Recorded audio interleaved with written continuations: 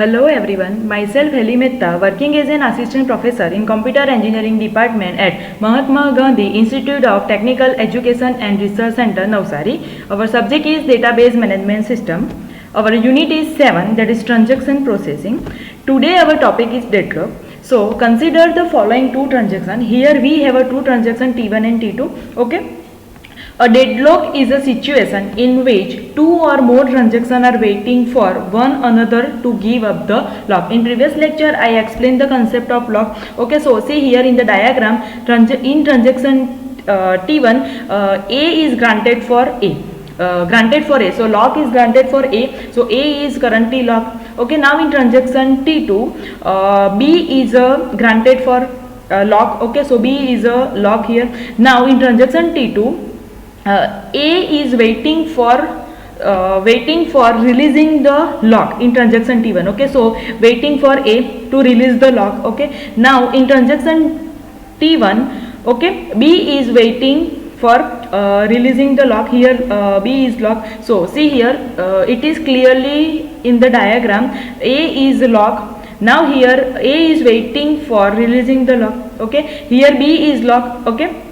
And in transaction T1, B is waiting for the lock. So this situation is known as a deadlock. A deadlock is a situation in which two or more transactions. Here one transaction in T2 A is waiting, and in T1 B is waiting. So two or more transactions are waiting for one another to give up the locks. Okay, so when these give up the lock, here A is granted for the lock. Okay, when this B is releasing the lock, the B is granted for the lock. Okay, so this situation is known as a deadlock. Okay, consider the partial schedule. Here we have a T3 and T4. Okay, so B is locked. Okay, we are reading the data, we are updating the data, and we are writing the data in transaction T3. In T4, A is locked.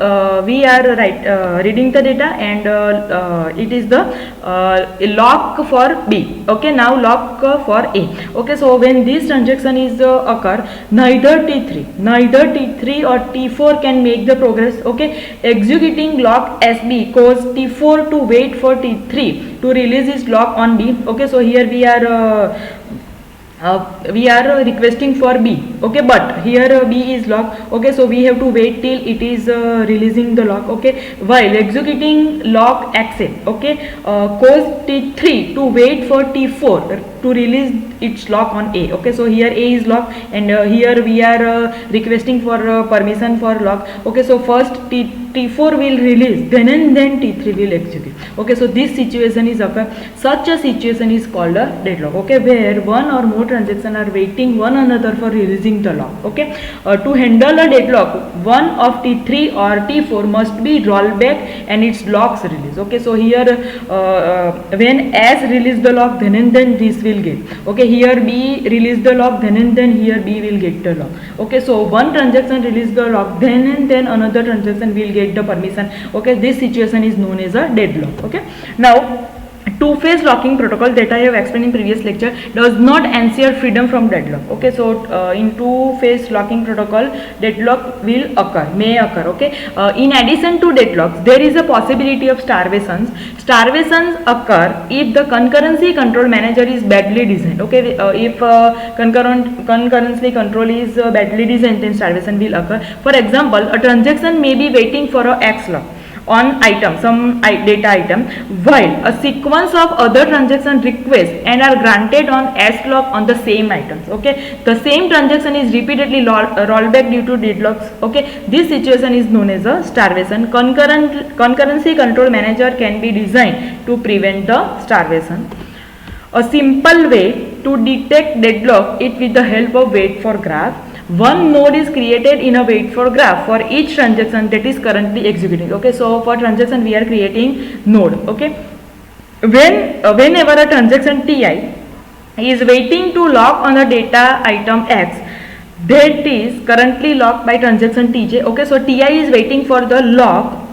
Okay, and this is locked by transaction Tj. So Tj will release the lock, then Ti will get the lock. Okay, a directed edge from Ti to Tj, Ti tends to Tj is created in the wait for graph. Okay, so in the graph structure we can recognize that Tj is lock and it is waiting for Tj is lock and Ti is waiting for the Tj to be released. Okay, when Tj released the lock on the item that Ti was waiting for, the directed edge is dropped from the wait for graph. Okay, so when waiting, then we are directing Ti tends to Tj. So when Tj release the lock, then Ti will get the lock. Okay, at that time we drop from the wait for graph. Okay, so we delete the edge from the graph. We have a state of deadlock if and only if wait for graph has a cycle. Okay, so we if cycle is occur, that I will explain with diagram later. If cycle is occur in the graph, then it is a possibility of deadlock. Okay,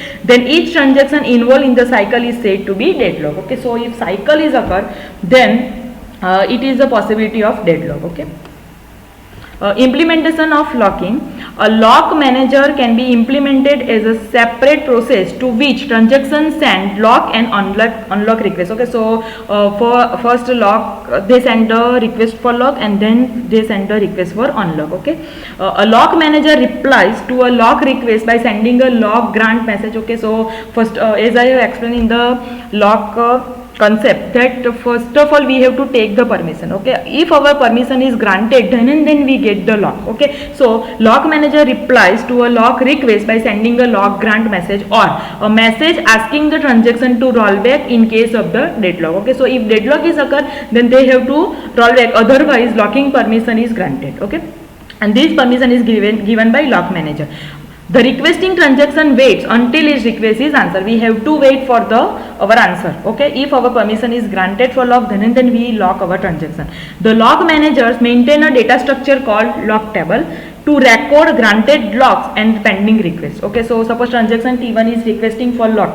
Okay, their permission is granted, then they get the permission and they lock. Okay, now another transaction is requesting, but their permission is not granted due to deadlock. Okay, then they are in the pending request. Okay, so who are getting the locks, okay, they get the lock and they continue the transaction, but the transaction will who not get the lock granted message, then they are in the pending request. Okay, the lock table is usually implemented as an in-memory hash table index on the name of the data item being locked. Okay, so see here we have a lock table. Okay, in we have a dark blue and light blue color.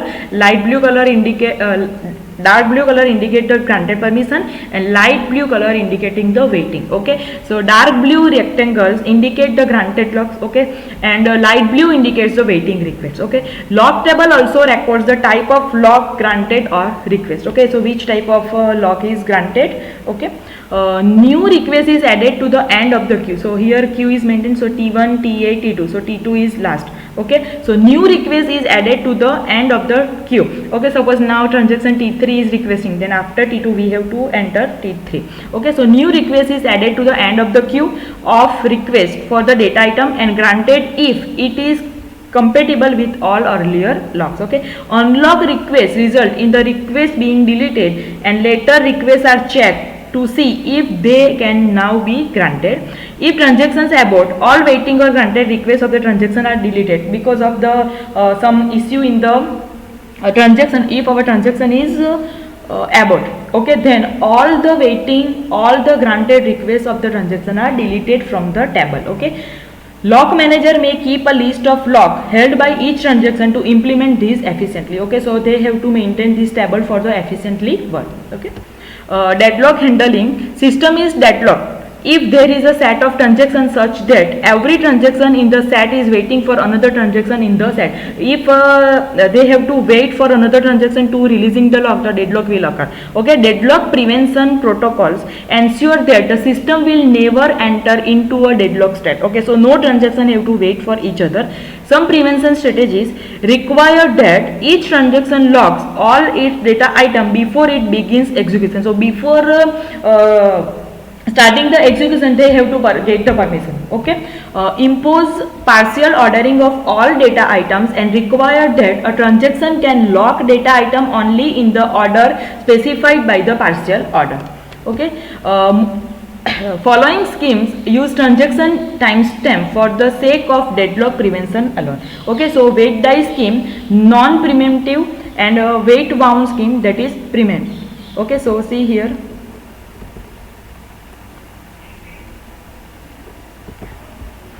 In wait die, older transaction may wait for younger one, okay, to release the data item. Younger transaction never wait for older ones, they are rollback instead. Okay, a transaction may die several times before acquiring needed data item. Okay, so in this older transaction may wait for the younger one to release the data item. So here we have to wait for the transaction to release the lock. Okay, sometime it may happen that a transaction may die several times before acquiring the needed data. Transaction will not get the data and they will die. Okay, that is wait die. Wound wait scheme, that is the preemptive. Okay, older transaction wounds forced rollback of younger transaction instead of waiting for it. Okay, so older transaction, as I have explained in the timestamp, older transaction will always get the first priority. Okay, so older transaction forced rollback, okay, to younger transaction to rollback without waiting them. Okay, so younger transaction may wait for older one. So younger transaction have to wait for the older one, but older transaction wounds of younger transaction instead of waiting for it. Maybe fewer rollbacks than wait die skip. Okay, so this is the two types, wait die and wound wait. Okay.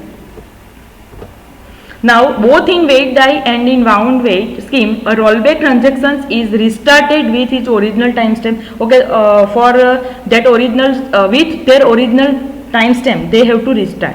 Older transaction thus have precedence over newer one and starvation is hence avoided. Okay, so older transaction has the higher priority than new one. Okay, so starvation is avoided. Timeout based schemes, a transaction wait for a lock only for a specified amount of time. If the lock has not been granted within that time, the transaction is rolled back and restarted. Okay, so here the concept of timer is come in the picture. A transaction wait for a lock only for some specific amount of time. When timer is out, okay, and they will not get the data, the transaction is rolled back and restarted. Okay, thus deadlock are not possible because after some period of time the transaction is rollback and restarted. Okay, there is no wait.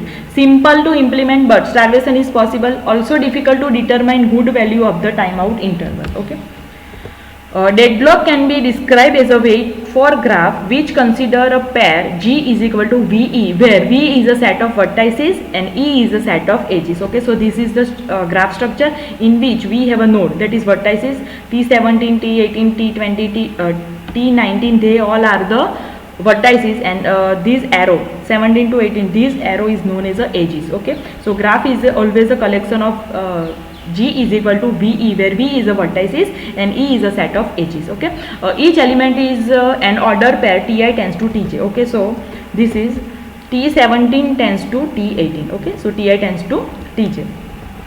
Now if Ti tends to Tj is in E, then there is a directed edge from Ti to Tj. Okay, that I have explained, implies that Ti is waiting for Tj to release the data item. Okay, so here T17 to T18, that means T17 is waiting for T18. Okay, when Ti requests a data item currently being held by Tj, then the edge Ti tends to Tj is inserted in the wait for graph that I have explained. T17 is waiting for T18 to release. Okay, this edge is removed only when Tj is no longer holding a data item needed by the Ti. Okay, the system is in a deadlock state if and only if the wait for graph has a cycle, must invoke a deadlock detection algorithm periodically to look for the cycle. Okay, so see here we have a no cycle, but here we have a cycle. So T17 to T18, T18 to T20, T20 to T19, and here T19 to T18. Okay, so here we have a cycle. So wait for graph with a cycle, and here wait for graph without a cycle. Okay, deadlock recovery, when deadlock is detected, some transaction will have to roll back. Okay, to break the deadlock, then and then deadlock will break. Okay, select that transaction as a victim that will incur minimum cost. Okay, rollback, determine how far to roll back the transactions. Total rollback means abort the transaction and then restart. Totally abort it and transaction have to restart. Okay, more effective to roll back transaction only as far as necessary to break deadlock. So to break deadlock, transaction must be rollback. Okay, starvation happen if same transaction is always chosen as a victim. Include the number of rollbacks in the cost factor to avoid starvation. Okay, so suppose T1 is rollbacking every time to avoid the deadlock. Okay, then it is the problem of starvation. So this is the deadlock recovery. When a deadlock is detected, the system must recover from the deadlock. Okay, we have to recover from the deadlock. The most common solution is to rollback. Okay, one or more transaction to break the deadlock. Choosing which transaction to abort is known as a victim selection. Okay, so if one and only one transaction is rollbacking every time, then problem of starvation is occur. Okay, so for deadlock recovery, we have to roll back the one transaction. Thank you.